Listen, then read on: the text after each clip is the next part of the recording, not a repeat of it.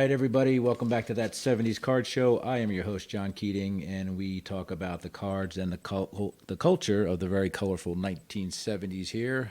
I can be reached on Twitter at 70s Card Show, That 70s Card Show at gmail.com, and now on YouTube at That 70s Card Show. Kind of gave up on Facebook, but that's okay. Most of us have.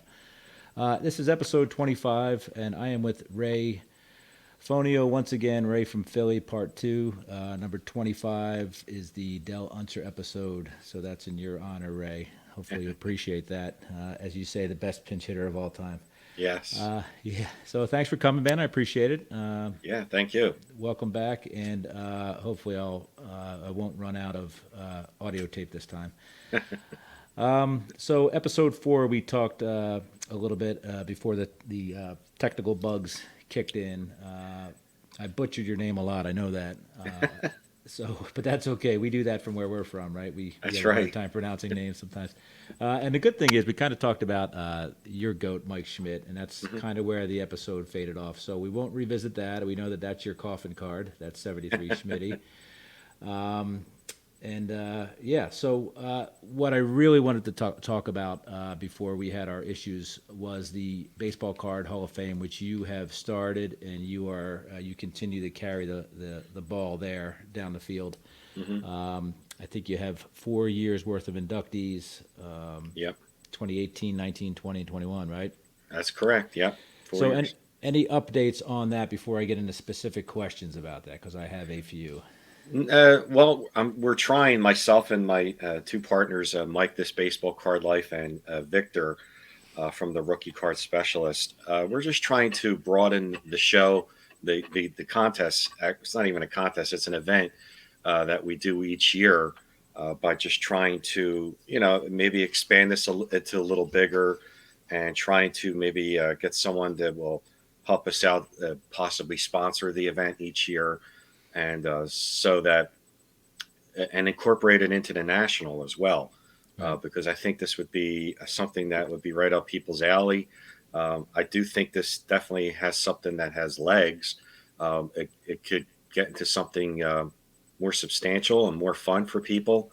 It's not something that we're just trying to be huge or something, but we just want to get this contest a little bit more notoriety for people to get involved, because it's basically about the cards. It's not about individual people as like ourselves or anything about our channels. It's just about the cards, which is something that we do and we love more than anything. Is it's really about the cards and the classic great cards in the history of this hobby in baseball, particularly.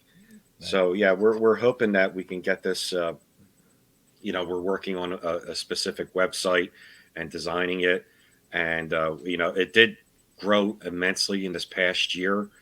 We did add a lot more things to it than compared to when I did it by myself in years past. The voting was done better this year, so that you can click on certain players that we as a committee picked out, rather than having everybody vote for any card out there. Because in the first 3 years, I would have 300-400 different kinds of cards that people were voting on. So we just kind of wanted to make it in the same vein as like how the Veterans Committee does, where they'll have a ballot of, I don't know how many are players are on there, 20, 30, and then you have to pick, or just like in the voters ballot, they have to pick 10 players. So it's kind of keeping it a little bit more structured and detailed. And we have some big ideas of how we want to design a specific website as well. So, things are coming along pretty good, and we're hoping for bigger and better things next year. Yeah, I mean, you obviously you were alone for a couple of years there, and Mike and Victor have come on board, and it's great. And you Mhm. guys aren't you guys aren't publicity seekers. You're not No, marketers. I'm surprised nobody else has come on as far as corporate sponsorship, because I can't see any. There are no negatives towards this, hmm right? And no, hopefully you have not. Hopefully you've never gotten any negative feedback, because it's a no. win-win for everybody, right? Right, absolutely. And yeah, so the next round, obviously, we're kind of, yeah, I think it was 4 months ago you had the last, you revealed the last round, and you know, I don't want there to be an off season for this, right? So Hmm. what's up next? I mean, where do we get into the nomination phase, the voting, all that stuff? Do we have a schedule for that yet? Yeah, hopefully myself, Mike, and Victor, maybe after the holidays in January, we're going to get together and start working on our ballot. Now, guys that are, of course, that were voted, cars that were voted in are going to be taken off of this year's ballot, and hopefully we're going to start, looking into hopefully early January to expanding the new cards into the ballot, and telling people that when people responded in their votes and put comments of what they would like to see added Right. in there. So we're taking Yep. that in the account as well. That's going to be first on board. Second on board is definitely to design a cool website that instead of having it on Google we're going Docs to or have it whatever. on Yeah. YouTube still, but we're going to have a link that goes to a website that's going to have some really cool features on there. Hopefully, Sure. that's what the next biggest step after coming up with our ballot. Great. So uh, let's talk about some specific questions that I have. Hmm. I ask a lot of questions. I have my whole life, so I apologize, but that's how I get knowledge, right? And this whole That's thing right. for me Yeah. is about knowledge and learning. I try to learn all the time. Uh, Hot topic, obviously, is fanatics. Have you guys thought about a couple of years from now when all these cards that are inducted each year will be made by companies that are obsolete, right? So say, Yeah. your ballot's going to be filled with whether it's tops, upper deck, old upper Bowman. deck, yeah, Bowman, whatever, right? Right. You're going to reach a point where that's going to happen, right? None Hmm. of Yeah. these manufacturers are going to have you know, active present day cards. So have you guys thought about that? Do you care about that? Doesn't matter, right? No, it doesn't really matter. I mean, we're actually kind of looking forward to it. We're interested in seeing where Fanatics is going to take this thing. Um, Me myself personally, I mean, yeah, I was upset, like just like everybody else was, because Tops was a part of a long withstanding history for 70 years. This is their 70th anniversary. Um, but I'm looking forward to see what's going to happen to it. If it's going to, I just hope that Fanatics takes this and tries to gear it a lot towards more of the kids, Mm-hmm. because without those kids, the future is not going to continue. I mean, once we're done, we're gone. Right. Who's going to continue this hobby? So right now, it's geared. It was always geared towards kids, but I feel lately it's been geared a lot towards the older generation for collectors. And I'm hoping Fanatics makes this more into a fun thing for kids to look at and keep on going. So I'm really curious to see where they're going to take it. I'm hoping they take it into a good direction that Right. can continue the hobby further for years to come. Listen, I'm in Las Vegas right now, and yesterday I went to the Las Vegas card show, and every show is different. You and Hmm. I go to the Philly show. There's a lot of vintage there. There's a lot of old timers behind the table. Hmm. There's definitely a younger demographic behind the table right now. Yes. Dealing, obviously, we know there's a lot of shiny cards, but also, I saw a lot of kids with their boxes, which is great. A handful of slabs. I think that's awesome because you can still see the excitement from these little guys, even though you Yeah. and I bought. We bought quarter packs or 10-cent packs when we were a Yep. kid. That's long gone, but you can see the excitement. Hopefully, they don't get priced out as well, right? So, Right. I so, hope so. so here's another one, right? Number one in your 2018 inaugural class. I don't know whether you have these listed in voting order, but Ken Griffey Jr. 1989 Upper Deck card was right up there, and I believe that the list I'm looking at Wagner or Mantle, 52 Mantle, T206 Wagner, and 89 Griffey Jr. Those are the top three cards I think in the industry. I mean, Oh they're God. iconic. Yeah. So, do you Yeah. foresee like last time this happened was '89? You got a number one Fanatics card ever.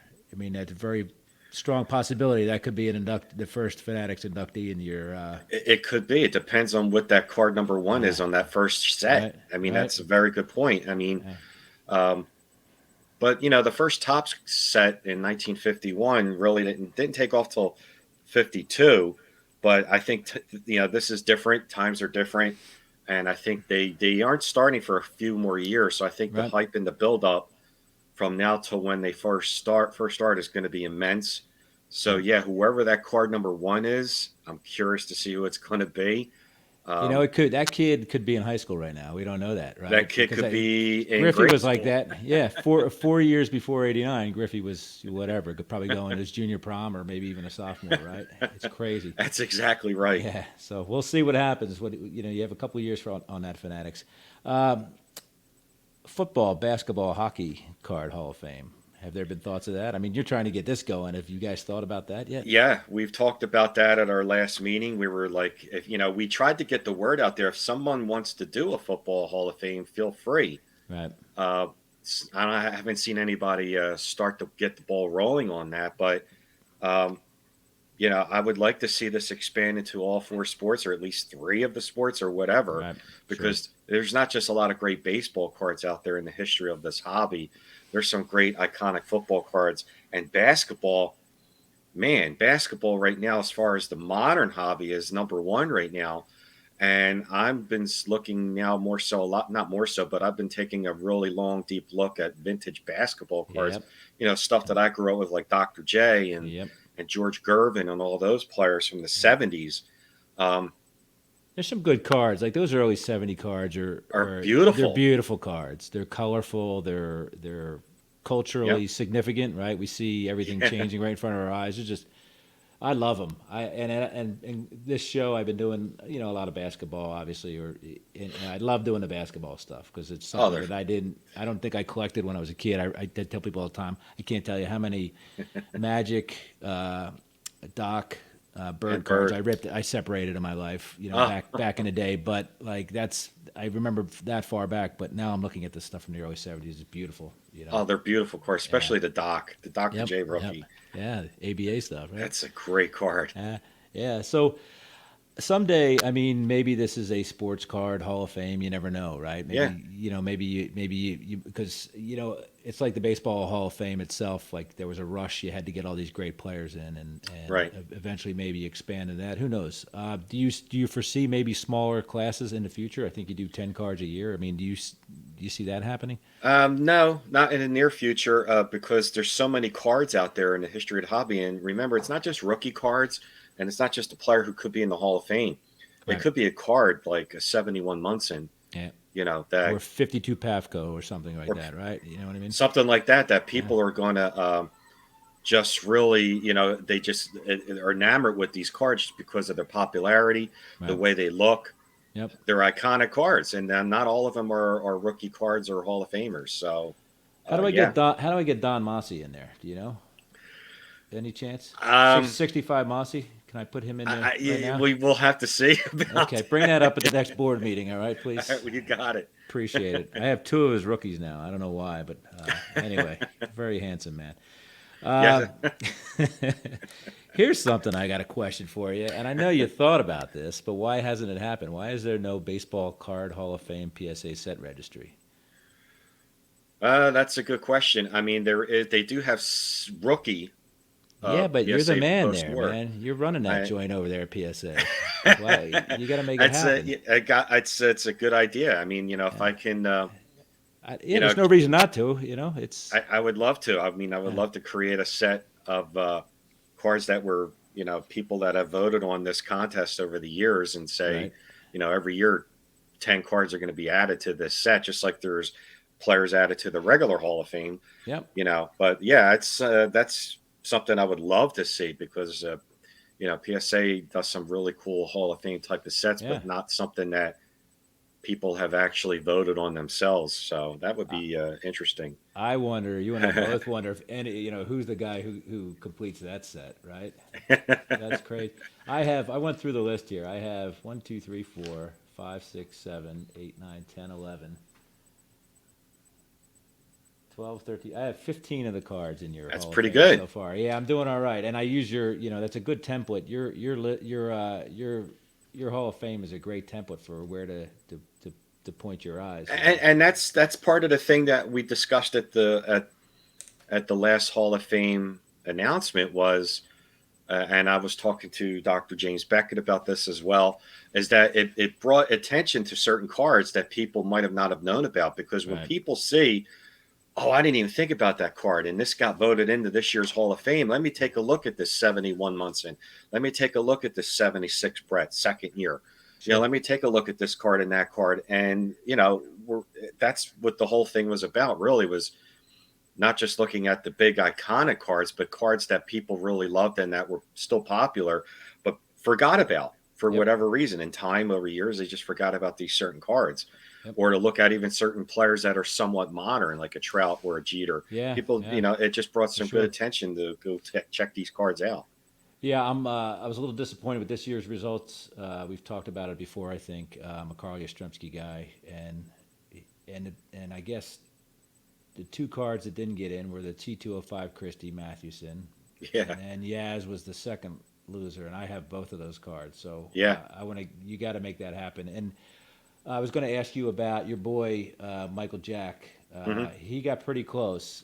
Is there? And this is kind of like, I'm not saying this in jest, but have you guys thought about like a veterans committee? Like it's under recognized cards. Eventually, I know it's Yeah. sort of a popularity contest, but there's some cards that need to be That's recognized. a good thing, because how the whole actual Hall of Fame works is that they have two ways of getting in. They have what I call the front door, Mm-hmm. which is the BBWAA, Right. and the back door, which is Right. the Veterans Committee. Right. Either way, you get in. Yeah. So, we could over time keep these guys on the ballot for a certain amount of years, just like they do with the regular Hall of Fame. Sure. And if they don't maintain, we did have it as they have to maintain a certain percentage. Mm-hmm. And if they fall below, I think it was 5%, just like they do with the BBWA, they get knocked off the next year's ballot. But that doesn't necessarily mean they still can't get in. So That's my point. Yeah. we might do a second committee, such as a veterans committee for this. Yeah, to get him back on the ballot. Like the 54 Bowman Mantle, I think is a gorgeous card. I can't believe that people didn't vote for that, or the 49 Bowman Campy. You know what I mean? They're cards that deserve more recognition. And hopefully they're not, as you say, they're not lost forever out of this. And we had more votes this year than I had the first 3 years combined. Perfect. So definitely was a huge step this year, and I think a lot of it was because the ease of the voting. Because before, I had people doing videos, Right. and I had to literally manually count them, and now it's just you click and it does a tally for you. So it literally takes 2 minutes of people's time, and they have pictures of each card when you're voting on it, so you can kind of take a look at the front. Yeah. And I'm not sure if the back's on there, but at least the front. Right. And it's a lot more simpler. And, I like to say, keep it simple, stupid. Right. Yeah. And that simpler modification got more out of it. Yep. So yeah, it was a streamlined thing. it was like 500 people voting this year. Yeah. Compared to like 40 last year before. Yeah, and that's great. And it's only going to get bigger because, most of this stuff is vintage oriented, and there's a big push on vintage. We see a lot of people coming in from, younger people coming into the vintage market. I see it on Twitter. I hang out on Twitter a lot. People want to know where to start and all that. Right.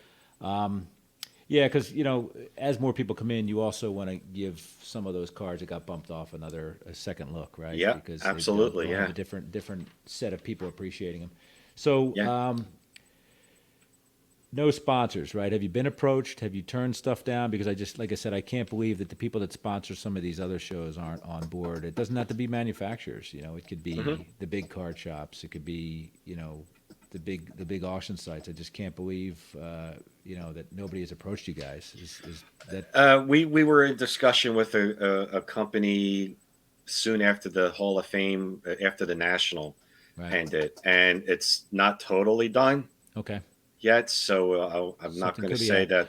And you got to be picky too, right, in this business, because we see what happens. You can go from hero to zero pretty quickly. Oh, it's overnight. Yeah, for sure. Overnight. I've had many ideas tossed at me to change it in different ways, and to maybe bring in a judge panel, like guys from auction houses and stuff like that, and stuff. And I'm kind of just want to keep it within, the own little niche that I have here, for my own little family here with me, Mike and Victor. Yeah. that's the bottom of the last thing I want to talk about the Baseball Card Hall of Fame is I wanted to Mhm. make sure that to show everybody knows Mike and Victor the appreciation I know you have because you're a pretty Oh humble God, guy, yeah, so it's great that you're not in it alone now, and that three minds are better than one mind any day, right? absolutely. I mean, Yeah, yeah. the the ideas they were coming up with, the work that they put into it, Hmm. uh, it's shown this year. I mean, doing one thing by myself was fun and everything, but Right. it was like stagnant. Now Yep. with three people coming in, it just, Yep. yeah, I couldn't have done it. Couldn't have reached what we did this year without those two guys. Definitely. Well, if I'm around, I can't wait to have you back to talk about that because, again, I don't think it should ever be a topic that is not current. We should always be talking about that because it's a great thing for our hobby. Yeah, all year Right. round. Yeah. We are going to do update videos before the next the next induction. Okay. So we'll be giving people updates monthly, something like that. Okay. Uh, we are going to be having little meetings before the year is over, and then have maybe a video up in January, just giving some sort of updates. But Keep it in the we're news, man. we're Keep it. working on it. Yeah, Yeah. Yeah. definitely.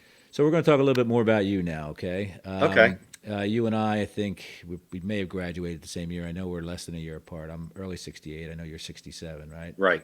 Yes. Um, so we kind of have the same track. We grew up in the same area. You're a Hmm. South Philly guy. I was from Alney, different Hmm. parts of town, but in different worlds. But that's okay.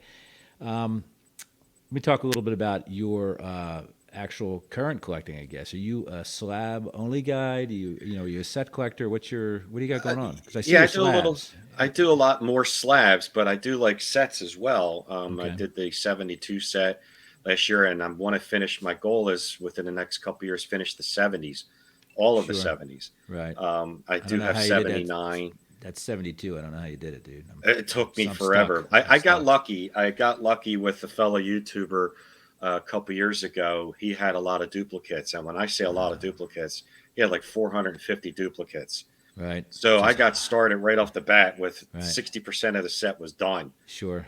That's So great. Yeah. when I got that, I said, well, I might as well finish it. I only have Yeah. 300 cards left, so I Yeah. might as Yeah. well finish it. Great And set. then I love it. Yeah. one thing led to another. I said, well, I'd like to finish the rest of the 70s because Yep. that's my favorite decade Yep. anyway. Yep. Is, I'm working on 78 this year and Okay. 77. And actually, I mean, I really love 76. I know a lot of people talk about 75 with the two-tone colors and everything, Hmm. and they are cool. But I grew up with that 76 set, with the silhouette of the players on the bottom corner. Yeah. Yep. Yeah. That was like I didn't start collecting until 79, but my Right. brother collected before me, and I mean, there was 76s all over the house. So, I mean, I could picture those 76s all over our Yeah. bedroom when I was a kid. Yeah, I love that set too. Yeah. I'm a big fan. It's '76, of course. The All Star game was in Philly. I got to go there for some odd reason. It's one of my So was I. earliest. Yeah, it's crazy. I still remember seeing all those guys as players. It was amazing. Yeah. All right, so you talked about your sets there. Let's talk about your world famous PSA inventory that you have. Hmm. You just finished the Juan Marichal set. Beautiful Yeah. set. One of those guys, very photogenic, right? He's like Clemente.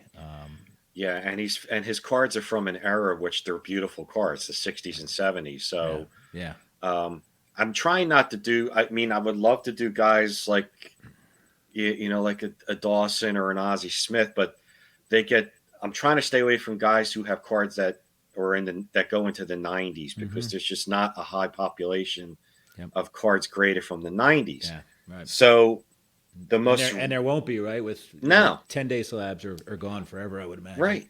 Yeah, So I'm trying to go from say Mike Schmidt and Pryor. right. So that would be like a Schmidt rookie, a Carlton Fisk rookie, Bly, Levin, Simmons, and do those guys Okay, as long as they that's don't nice. enter into the 90s, Right, then I'm good. So that's why with guys like Marichal and Jim Palmer, they were like right up my alley, right, 60s, 70s, and somewhere in the 80s. And that's fine because it's easier that way. And the cards are really beautiful. They're right. nostalgic. And I started getting into more to the player runs because it's more affordable Yeah, than doing these set registries, which once you get past a certain amount of cards in these set registries here, the the value, like say on that 300 set I'm doing, it's like forget about it. You're Yeah. not going to finish that set. Yeah. So for in sure. order to still keep collecting, I get involved in the player runs, which I Hmm. will always love doing from their rookie to their last year. Right. It's really cool. Well, you had some breaking news earlier today. Reginald Martinez Jackson is your next guy, and Yeah. that's awesome. I mean, that's going to take you quite a way into the '80s. Yeah. I don't, and do you have any yet? Do you have any already? I mean, what's Well, I your have his rookie, so I'm off to a good start right okay? there. Yeah, it's tough. Yeah. And I'm probably just going to do the 80s for the rest of this year, Okay. and then the beginning of the year to start doing the 70s. But Chip away. yeah, his second and third year are no joke. 70 and Yeah. 70, especially 71. Yep. Anything in 1971 It's tough. in the past year, even in sevens and sixes, have just gone through the roof. I was So going to say, what do you predict you're I going to don't get know. there? You're going to get a 4 or a 5? Do you think? Or I you're don't going to know. go for a 6 or 7, man? I might have to get a 5, but it all depends if Yeah. I luck out and get a 6. It all Yeah. depends on the timing. Yeah. Everything's timing in this hobby. So Yep. Yep. if I see something in an auction in a 6 that goes for a decent price, I might grab it. Sure. So that was one of my questions I had for you. Are you specifically or exclusively on eBay with these No, purchases? Okay. no, I do a couple of auction houses. Since I'm on the PSA registry, PSA emails me cards that on sets that I belong to. They'll email me certain auction houses that will have these cards up for sale. So I'll get an email for auction houses like Sirius Sports Auctions, Okay. Sterling Sports Auctions, Wheatland Auctions, Robert Edwards Auctions, which I don't go to because Robert Edwards is like upper Yeah.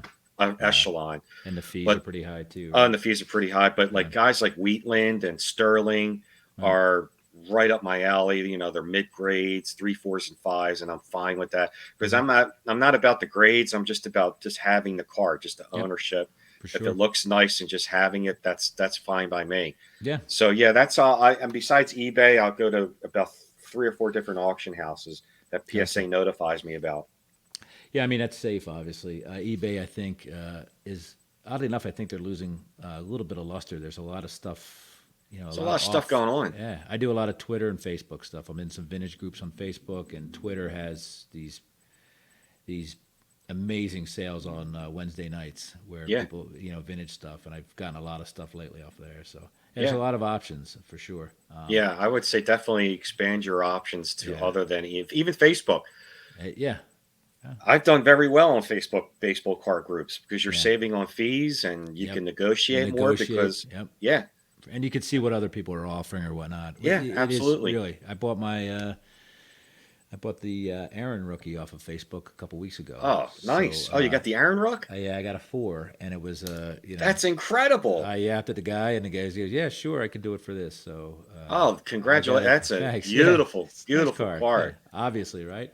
It's Ah. a beautiful card. Yeah, so I'm very lucky. Yeah. Yeah, I have this thing where I think I trust the card market more than the stock market now. So they'll get my money before Charles Schwab will, I think. Personal question here: how many slabs do you own around about? Do you think? I mean, if you don't want to answer for security I'm trying to purposes, I think. understand. But and how do you keep track of them? How do you? Well, PSA has their you're- database okay, that it's all right everything's in my inventory. That's true. Yeah. I would say close to 1,000 slabs. It's amazing, man. It's a lot of And- I hope you're buying carbon offsets for all this stuff because you're polluting the hell out of the world with all this plastic you have. know. in your I keep it house. stored in boxes, and the electric company was over the other day. It's like, is there carbon monoxide? No, You're the guy. We've been looking for you. you're the guy reason- polluting all of Delaware County. Yeah, there's a hole in the ozone layer because of you. Another sensitive question: any SGC or BGS, BVG, or No, I mean, You're- I would. you're a if- gold if- star PSA. If it wasn't for these addictive set registries, Yeah. I wish I could go back in time. Yep. That if I would have known then, like we all say, if I would have known then what I know now, Uh-huh. I would have just collected I don't care what slab it was. Yeah. But now that I'm in these set registries, it's like, man, I gotta like get this card to finish in this I set, and know. you're in these rankings now. And I Yep. wish I could go back 7 years and be like, just collect whatever. I mean, and I Yeah. would tell people to do the same thing. Don't just do what I do and just stick with one company. SGC is a very reputable, Yep. For sure. great grading company. I have their slabs look great now. Uh, the turnaround time is phenomenal. Right. So I would have no qualms about buying an SGC card if I wasn't so stupid as 7 years ago to be starting these set You're too deep registries. now, right? You're Now too I'm in deep. it. I'm like, Yeah. I can't Yeah. get out. Yeah. Yeah. It's I made a decision this year to send a bunch of stuff out, like my stuff that I've had forever, and I wanted to get them encapsulated, and I went with SGC. 30 bucks Yeah. a pop, got them back in 2 weeks. Oh, and they look great. And they look great. Yeah, and it's you can see my set. I'm the crimpets on PSA, so I'm in there, but my mantle collection just stopped there because I have 4 or 5 SGCs now. It's And, just and I don't fall for the value thing that people yeah, say, oh, PSA's value. I mean, SGC and it's getting PSA, there. man, It's getting there for they're sure. very close. Now, how you said you store your slabs? You just got them in shoe boxes, that kind of thing. No, I have these graded storage cases Okay. that I got lucky because some of them are very expensive. Some of them could be 250, Hmm. but I found them at my LCS store that someone came in and sold it to my friend who's the owner there, and I Yep. would get it for half the price. And they have the foam in between, so you Okay. could put the slabs. And I have two of them, and I have a couple of wall display cases from Penzoni. They're all full, so I'm actually, you know, my Christmas present might be another display Yeah, case. yeah. I wrestle with that too, right? Like, what do you do in there? I took, my Hank Aaron doesn't live with me. He's away at the bank, Yeah, I don't blame you. along with a couple of my, a lot of my mantles. So you put stuff in there. I guess it's, an evolving piece of art, right? Because you can change them out Absolutely. all the time. Yeah. Um, I know you have a son. I know he's Hmm. an athlete. Does he share your passion for this He game you loves the play? game. I don't have to put on a baseball game when he's with me at weeknights. We put the TV on. He's glued to the baseball game, so he knows the history. Hmm. And I think a lot of that and has to do with I'm a baseball nerd. Like Yep. I Yep. read a lot of baseball books Yep. behind me, and I watched the documentaries. My DVR is completely maxed out. Matter of fact, I have to get a new DVR because my DVR is completely baseball documentary maxed Huh. out. I mean, from Ken Burns to Yep. this Sports Century, that Yeah. everything baseball related. So I like to be. I take pride in my son Ray, who when he was 9 years old could recognize pictures of guys like Lou Gehrig and Right. Joe DiMaggio and Jimmy Fox at 9, and Hmm. my friends were like, "How the heck does he know?" I'm like, "That's my fault," That's great, man. That's because great. I Yeah. just don't teach him the modern stuff. He sees all this old stuff around me. So I like that. And I like that he knows the history as well as just not the modern. All the kids today, they know a lot of the modern. They Of should. course. They're brilliant, these kids these days, right? And that's what we did. Yeah. I Yeah. followed Schmidt and Yeah. Dawson and all those guys in bench as well. But my grandfather kept me in tune with the past Hmm. as Yep. well. So that made you to like the hobby, to love the hobby, you got to love the game, I think. And you got to love the history of the game. I'm in love with the history of the game. You and I read And the Daily News from the back to the front. We read the yeah, back first, and that's where we learned about this whole thing, right? yeah, yeah, Transactions, box scores, the whole thing. that's exactly That's right. that's how we learned about it. So I mean, the kids these days, they watch a 30-second clip on Sports Center, but You don't watch the games, they don't. no. Well, they don't watch the games. They don't listen to Harry and Richie and And Andy, and Andy. Well, Andy, and Andy Musser, yeah, we won't mention Wheels, but yeah, Andy too. We don't. 11 o'clock at night they're playing out in San Diego, and it takes you to a different place. yeah, Um, do you ride dirty? Do you collect raw vintage at all? yeah, Okay, and yeah. I mean, you just as passionate about that, or Oh I mean, yeah. I mean, obviously we see your slabs on your YouTube channel, so but you're just as active with that, right? oh, absolutely, yeah. I mean, Okay. I don't. I mean, I buy raw modern because it's keeping my son Hmm. involved with the current players today. So I'll buy packs if I could find them Right. of of the modern stuff. But the I'll go to shows and pick up. I'm doing the Bobby Shantz autograph run of all his Yeah. cards. Yeah. And if I see a player come in to the Philly show or to locally in my area, I'll get his rookie card or something and have it signed, Mhm. which is something I never did years ago, to sign a Right. card. That was defacing a card. Yep. Yep.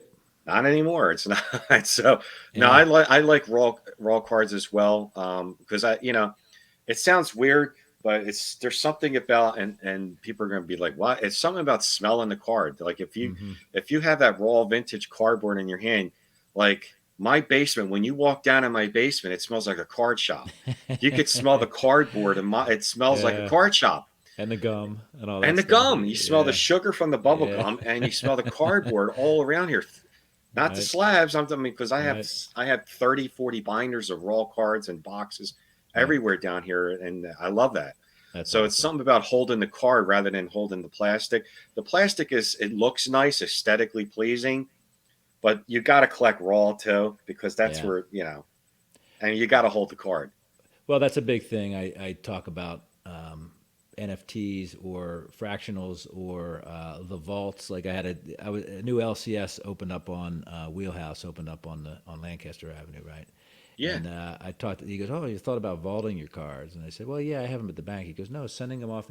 I want to be able to look at my cards, feel my cards, right? I don't want to just know that my card is in Seattle or New Hampshire or whatever, right. right? Like you and I have to have our hands on them." So I hope to expose you here, Ray, with one more question about slabs, Okay. and you need to be honest with me on this, okay? All your peers or whomever listens to this will know this forever. So this is not a truth or dare. You're under oath here. Let me know what your worst graded card is, your lowest graded card. I have a one PSA Oh, one. do you? Yeah, Okay. It's not the I 1988 Mike Lavalier, is it? From no, the it's Donruss? Okay. 'Cause I've it's a seen that pop up. 33 Gaudy Melot. Oh, nice.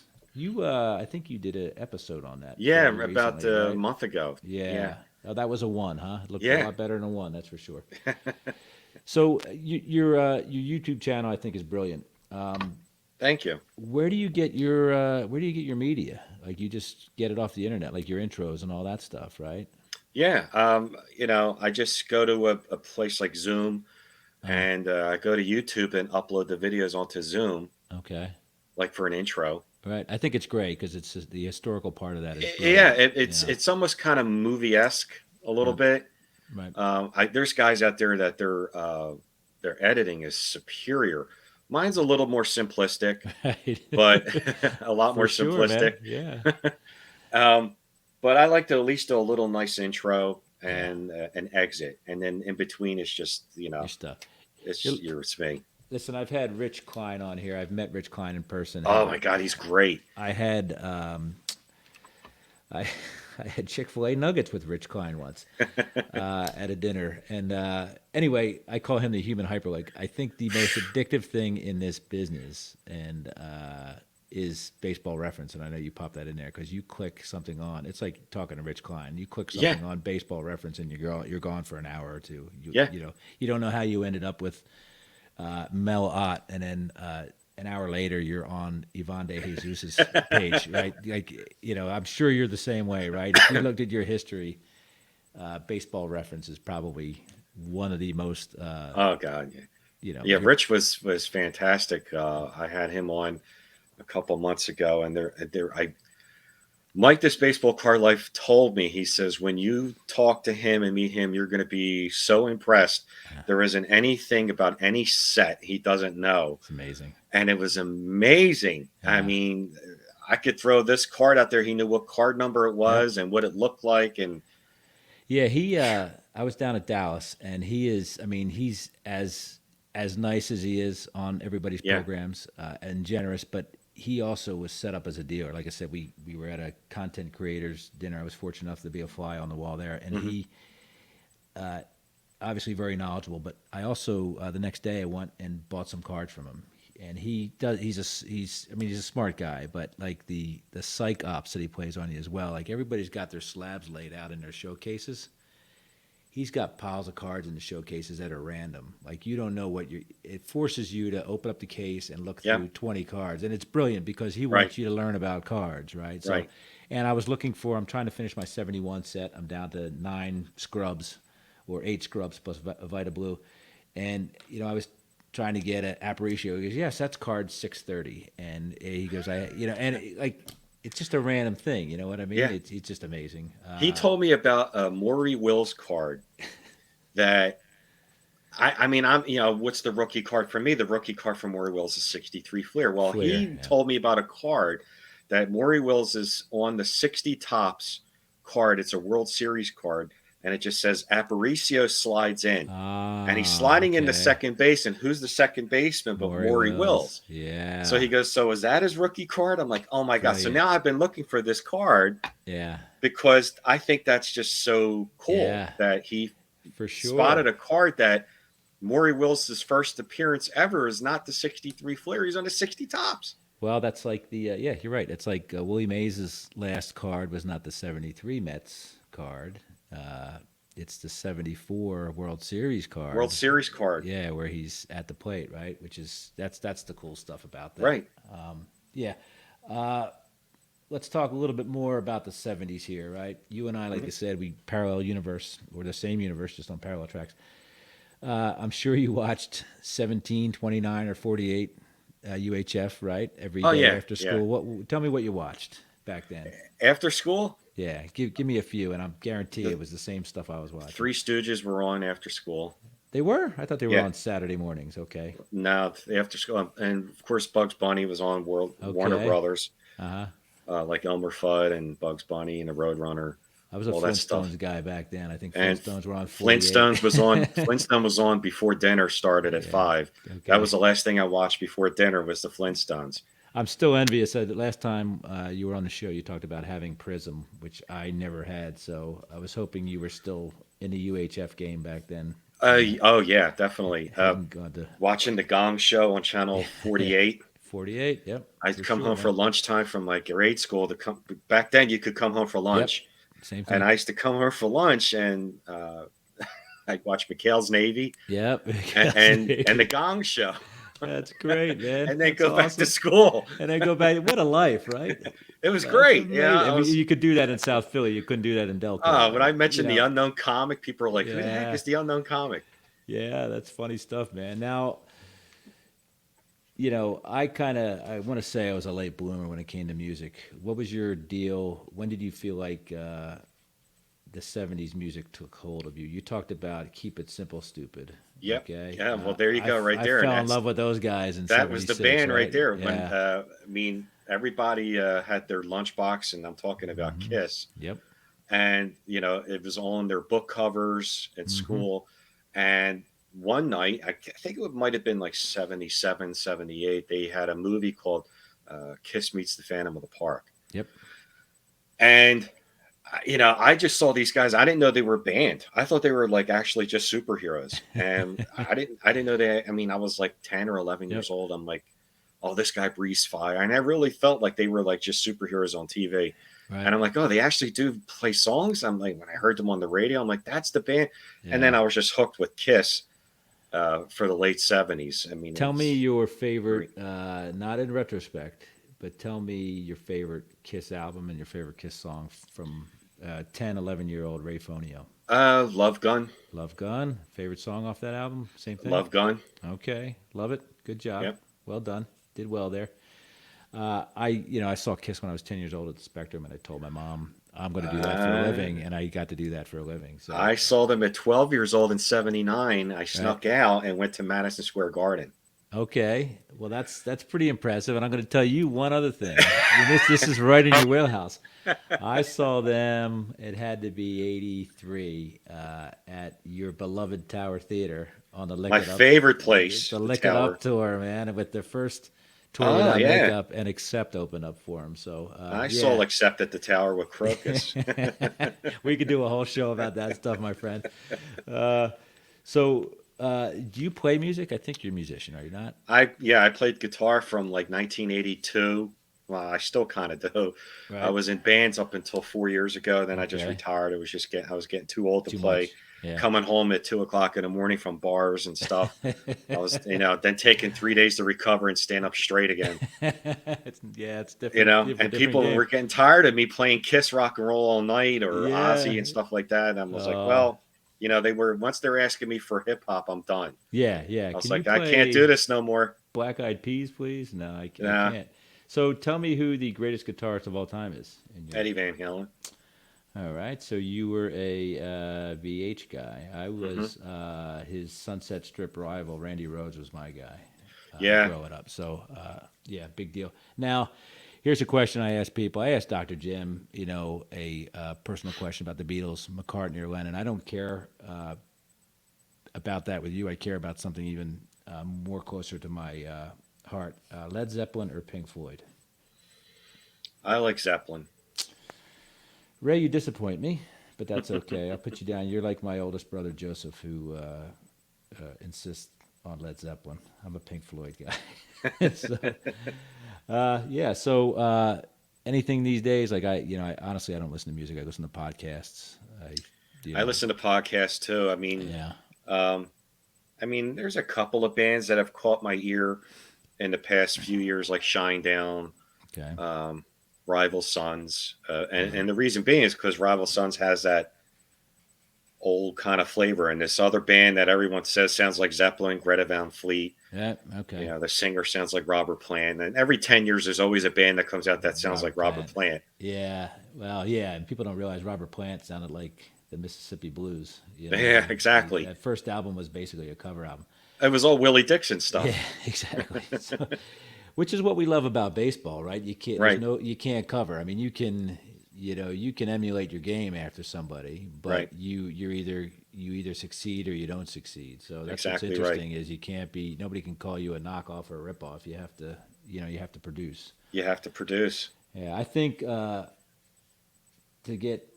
to say something that nobody really cares about, I think Audio Slave was probably the best. The first album was probably the best album in the last 20 years. Yes, very, very good band. But I mean, again, those were retreads from the '90s as well. But still, Right. I'm kind of so disenchanted with modern music. I'm a bitter old guy at this point. Anything outside of the hobby, your YouTube channel is. I mean, you're in there. You're on there a lot, and your content, like I said, is great. Hobby takes up a lot of our time. Do you do anything outside of the hobby that you want to point out? Well, actually, since we are talking about music, I got into collecting vinyl. Okay, then you probably already had at one point. Now you're back. Yeah, collecting them again, I right? had hundreds of them, which they're gone. They were gone for a few years ago, and I go into these used vinyl stores, and from what I hear, all these used vinyl store owners are saying it's just been going through the roof for about 5-6 years now. No one's buying CDs. Everyone's nostalgic and going back to putting a needle on the record. And I went out and I still have my receiver from high school and my Okay. speakers.